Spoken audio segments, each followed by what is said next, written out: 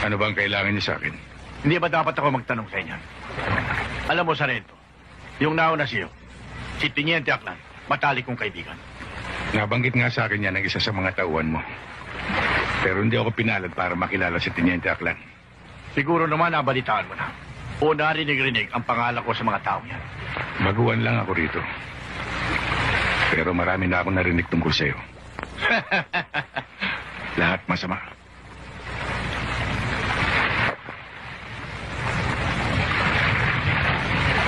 Alam mo, Sarento, may ilan din akong mga negosyo.